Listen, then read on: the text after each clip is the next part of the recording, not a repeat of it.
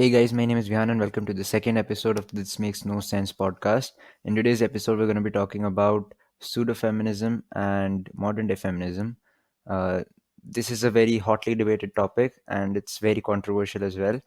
So please keep in mind that anything we say throughout this episode pertains only to pseudo feminism and modern day feminism and not to feminism or egalitarianism as a whole. Because myself, Vasu, Aryan, and Aditya, we all believe in equality and that everyone should have equal rights. And anything we say in this video is just pertaining to pseudo feminism and modern day feminism. So let's get straight into it. Vasu, over to you. So the first question is that there is no real support for actual egalitarians due to pseudo-feminists. Egalitarianism means more or less the same to feminism. It also means that every gender should be respected as equal to the other one. But it also has lost its support thanks to this bullshit pseudo-feminism. In the beginning of feminist movement, there was some hope that the genders would be treated equally as they should be, and then came pseudo-feminism, crashing all the achievements of actual feminism. Earlier, people used to support feminism because it stood for a true cause. But now, all that's in light is pseudo feminism, and people don't want to associate or get involved in all this controversy. Feminism was an appropriate movement, but due to its rapid growth, it was misinterpreted by some and then professed as for asserting dominance over males, and that's when actual feminism's decline started. As they say, too much of anything is bad correlates perfectly with this, as you all are witnesses to what is happening in today's society. So, the second question is about pseudo feminism in India.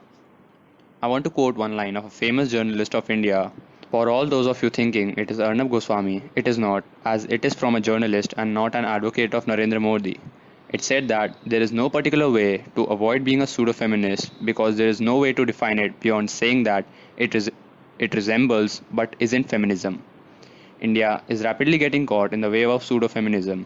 You can see the Indian social media getting filled with write ups upon write ups, stating how girls were mistreated by their friends, colleagues, relatives, and even parents, and that reality is sad.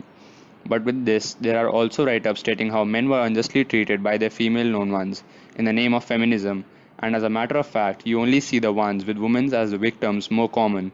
And it is of rare observance that we see these pseudo feminists standing against wrong treatment of males. Some girls, I repeat, only some girls write things thinking that they are advocating feminism, but it is not like that.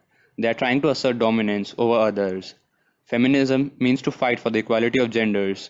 It nowhere states that to be a feminist, all you have to do is open your Instagram, Facebook, Tinder, Twitter, whatever, and talk trash about males. If you were subject to unjust treatment by a man, say that the man was trash. It doesn't mean all men are trash. You cannot judge other people due to ill treatment by a single person. तुम्हारे साथ कुछ गलत हुआ जो नहीं होना चाहिए था, उसमें हम तुम्हारे साथ हैं, लेकिन अगर उस वजह से तुम बाकी सबको गालियां दो, वो सही नहीं है। गलती एक से हुई है तो मैन भी वही करेगा। डोंट एक्सपेक्ट कि समवन डिड समथिंग रॉन्ग तो तुम अपने इंस्टाग्राम खोल के 3-4 सैडिस्टिक पारास लिख कर पोस्ट कर दो और उससे मिली सिंपैथी को मिसयूज़ करो। लोग सपोर्ट दे सकते हैं, दिमाग नहीं। अगर तुम हर किसी को उसी नज़र से जज करोगे तो तुम्हारे साथ सेम वही होगा, क्योंकि फिर तुम्हारे कर्म ही ऐसे हो रहे हैं कि लोग तुम्हें वैसे ट्रीट करें। मैना ट्रैश तुम्हें लगता है, बाकी लोग इन सब चीज़ों से ऊपर उठ चुके हैं। ये ड्रामा सिर्फ थर्ड तक अच्छा लगता था, अब ये करोगे तो लड़कों से ज़्यादा लड़कियां सुना देंगी। तुम फेमिनिज्म को सपोर्ट करो चलेगा, लेकिन उसका डिस्गाइज यूज़ करके मिसयूज़ करोगे तो आज नहीं तो कल तुम्हारे ही लगेंगे। A third question is how pseudo-feminism revolves around privilege instead of equality. Feminism as an ideology is very pure, but this doesn't mean कि आप हर चीज़ को question करो and males की हर चीज़ को scrutinize करो. You are protesting to get your rights and not to snatch away others' rights. You only have the authority to question legitimate problems. You must not question anyone just because you hold personal grudges against that person, and that's what we see happening due to pseudo-feminism. Some girls accuse their so-called enemy boys of things which do not matter and are very small to create an issue of, and to support themselves, they attract other like-minded people and start a chain of this toxic pseudo-feminism. They misuse the word feminism just to grab others' attention and make a deal out of petty issues, and then enjoy it, which is not at all right. They think they are getting popular by calling themselves as feminists and women uplifters, but at the very core, all they are doing is bringing ruin to themselves and to the movement as a whole. Feminism used to be a positive word in the beginning, but due to previously stated problems, it is nowhere standing to the ideals it was formed upon. It is sensible to support feminism, and everyone should believe that in the society they live, everyone is equal. But at the same time, it is important to take a stand against pseudo feminism, and that's all I had to say. The fourth question is, does wage gap between men and women correlate to feminism? तो मेरा question है, does the wage gap between man and women play a significant role in feminism? तो ये data based है, so bear with me. For the year 2013 it was estimated to be 24.81%. और तो और India bottom 10 में है in the level of female participation in the economy. So apart from unequal wages there is also unequal representation of women. The gender pay gap is considered to be a myth by conservatives and economists since it does not take into account the total work hours and working industry of the individual. So, all in all, the wage gap plays a significant role in feminism. Now comes the question, why is it called feminism? The definition, as I have spent my life believing it to be, is the belief that men and women should have equal social, political, and economic rights and opportunities. I do think that it is the most inclusive definition of feminism. It's about equality for both men and women and a playing field that respects the voices of women as well as men. True equality, true feminism is the recognition of the dynamics that each person brings to the table. ये थोड़ा ज़्यादा English हो गया होगा, but it's the only way that we can express why is it called feminism. So over to Asu. The sixth question is, what is feminism? Feminism की simple definition ये है कि the belief that women and man should have equal rights and opportunities. तो clearly कोई एक gender favour नहीं हो रहा है. But pseudo feminism is saying that women deserve more respect और that the people of other genders deserve no respect. Living in a society where women face several problems every day, it's worse that some people are actually damaging the word feminism. The real problem is that hardly anyone on social media knows what feminism is about, and they end up being pseudo feminists. Do pseudo feminists really want equality? No, they want to create a world ruled by just women. A woman should get away with any wrongdoing. She shouldn't, just like a man shouldn't. Women labeling themselves are feminist on social media wants empowerment and respect for women they think deserves it. They will bash a woman if she is wife or sister of their lesser like politician, but they will support a woman bashing same political leader. This is where hypocrisy and pseudo feminism gets merged. So initially, feminism was basically the struggle for equal rights and equality among the two genders of society. And this slowly turned into something like modern day feminism, which is not to the point and not very precise. So the 13-year-olds that you see on Instagram are not feminists. They are stupendously misinformed and they don't know what they're talking about. A real feminist is someone who takes action by themselves for the betterment of their own creed, caste, religion, gender, whatever.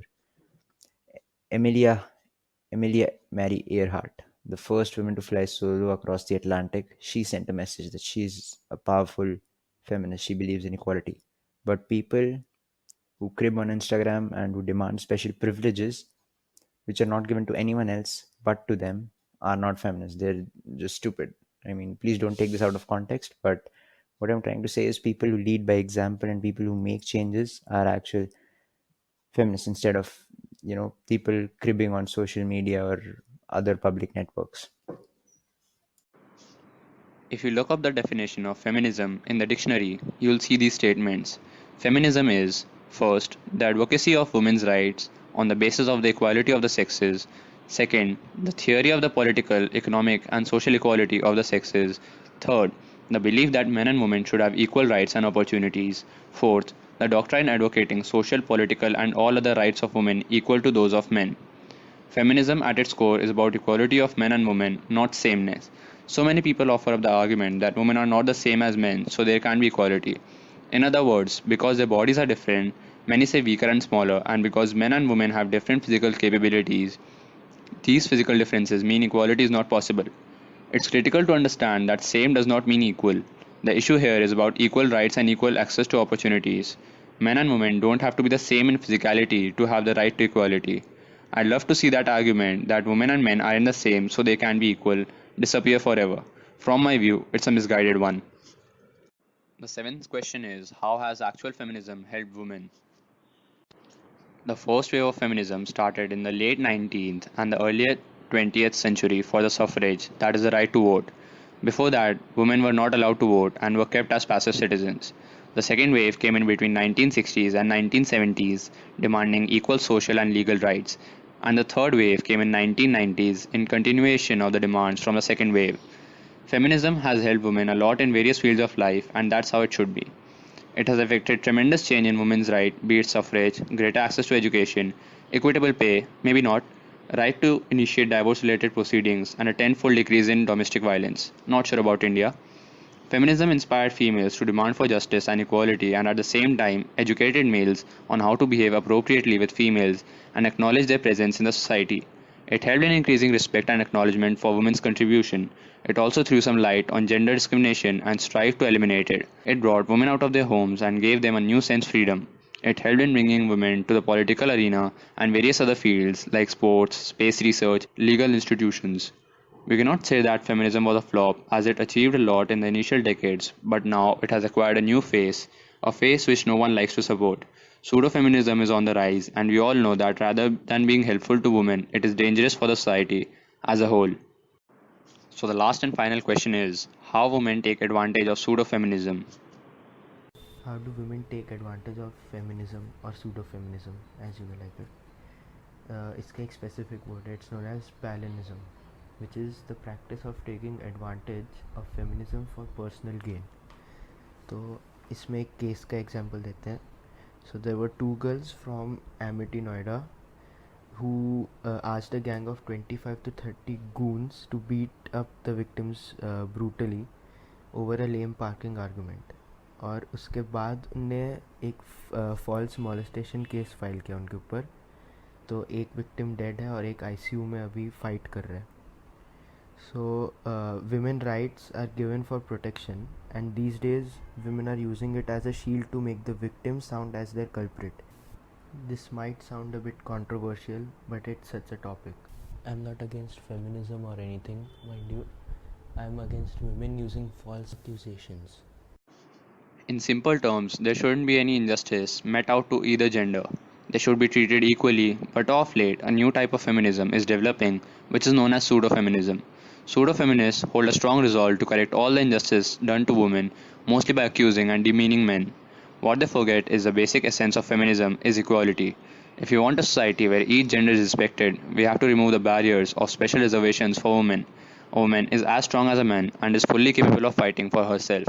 Mostly, all women now have a voice which they can present before others. We need to stop these special arrangements being made for women, as sooner or later there is going to be a time when we'll regret it.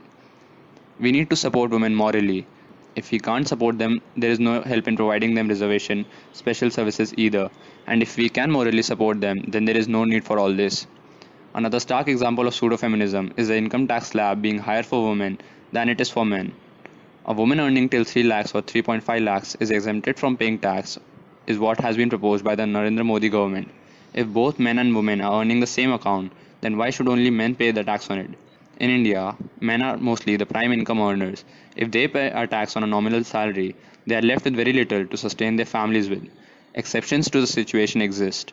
But I strongly believe if the true value of feminism is to be followed, then equality has to be taken into account. If a man is paying tax for the same salary a woman is also earning, so should a woman. If we want to make an equal society, then we must work towards it. Instead of thinking on how we can uplift women, women can and are fully capable of lifting themselves. All we need to do is show them that we respect their decisions and are supporting them. But we also must not tolerate any wrongdoing. Respecting of decisions can also be done even if you are against it. You can criticize their decisions or actions, but you must not accuse them personally or due to personal issues, and women should also reciprocate the same. Only then we can say that the true ideal of feminism is achieved. So this sums up the episode. We would like to hear your feedback on this episode. We are extremely sorry if anyone feels offended due to our words. We tried our best to keep it frank and we hope that you enjoyed this episode. Thank you for listening.